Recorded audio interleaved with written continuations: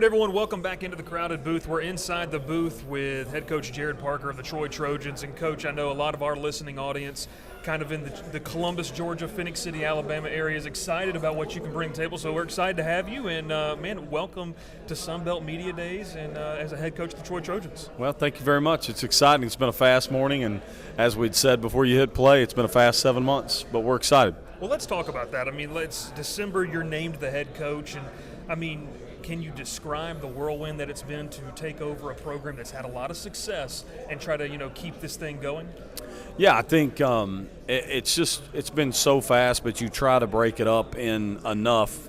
You got to see out in front, because I think maybe one of the biggest jobs we have is just to be organized with a calendar so everybody understands what is our plan, where are we headed, what's coming at us.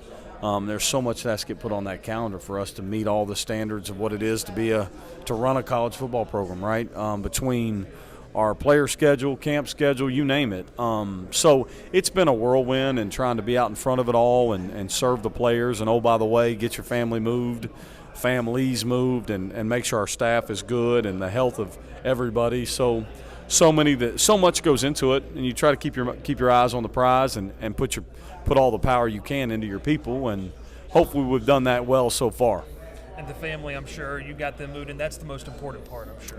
Yeah, it's this is a lot. Yeah. This is a lot on families. We have 4 kids, 4 beautiful children, and my wife Candy, and all that she does to run our house, run our home, and then, oh, by the way, she's picked it up and moved it a bunch of times too. So a lot that goes into it, and it's got to start there. She's kept me very well grounded, so it's allowed us to do this and keep who we are within it as we've grown in our marriage. So it's a really cool part. That's awesome. And obviously, Coach, you come from Notre Dame, working as the OC there.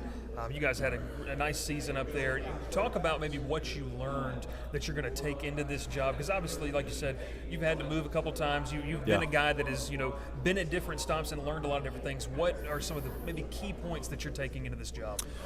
Well, I think it's a good question. First of all, I think for me, the career path and all the stops, if you pay attention, are really good, because you've seen the world of football through several different lenses. And then, of course, there's been some guys that have been wonderful. Marcus Freeman in our last stop, and seeing him have to balance all that is being the head football coach at Notre Dame was really cool to see, because we were close enough friends where I could kind of get a closer look. But just the fan base there, the media coverage and all that is, I think that one prepares you for high expectations. It's the same as Troy. The scale's different, but high expectations. I take that away from there. Whereas when you're with a guy like David Cutcliffe and all that he was, and how he helped prepare a quarterback and structure a football team to prepare the quarterback the right way. And I say all the time, James Franklin at Penn State and all he gave us, and how he markets a program and recruits and sells and has an eye for all those things it is. And, again, the high standards of managing, winning several games in a row and still keeping it together. I think all that just adds up to where you're able to hopefully give yourself a better chance at this thing when you get your opportunity. Coach, on the show, we're a big fan of the Sun Belt and how they have navigated, this ever-changing landscape of college football.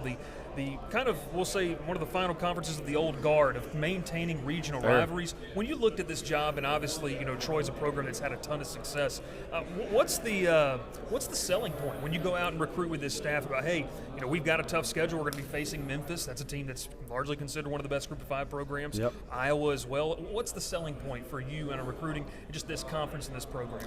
Yeah, you've said it. I think it starts with that. It's really cool that old guard. I like that word. I think 14 teams, regional rivalries. I think we're the only conference left that has division now, and just that kind of a refreshing approach to what college football maybe a lot of people and fans remember it as.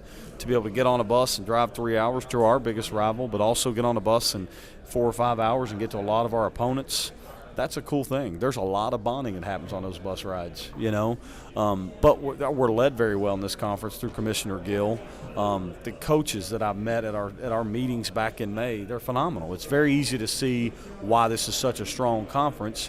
But I think the selling point is definitely the conference, and then you quickly got to go to who we are, Troy, And I think we have a unique thing going there in Troy that has really been about this edgy, guys who love ball, a community that loves Troy, and that's what we are, prideful and blue collar, and it fits us and fits the place. And I think that's what's one of the largest ingredients of sales is that, hey, we've got enough to do in Troy, but we don't have too much to where you're going to be distracted from much of getting your degree and winning championships, hopefully. That's awesome. That's awesome. A couple more here for you. I mean, Yep. When you talk about Troy and this program, look, it's been much publicized. I know you guys got your social media team, your SID, about the success you guys have had recently. How do you maintain that success, but with your stamp, your footprint on it? Well, I think the first one is, I really believe it's to celebrate the success of the past. I think you have to embrace it. John, Neil Brown, those guys did great jobs, and I have personal relationships with both of them.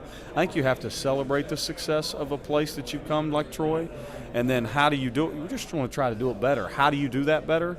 Not by necessarily, hey, we need to do this better than that isn't what it's about. We just want to serve our players better.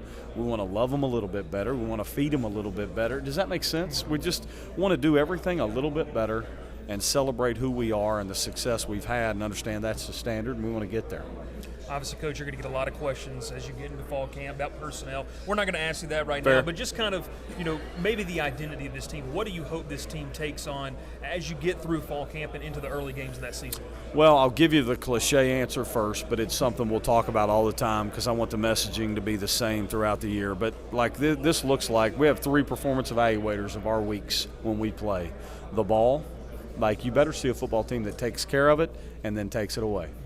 The second one is you better see a football team that defeats blocks and sustains blocks. Like that's how we'll judge ourselves. We'll look at that, we'll rep it, we'll hold that standard. And then the third piece is what Troy stands on, and what we better stand for is effort with physicality. Those are our 3 performance measurables. So if you say kind of holistically looking over top of us, you better see those 3 areas hit, and we better be really good at them if we want to win football games. Going to be a lot of fun games inside the vet there. I know you're excited to get back and experience that. Coach Gerad Parker, we appreciate the time and look forward to seeing you guys out there this season. Thanks for having us. Yes, sir.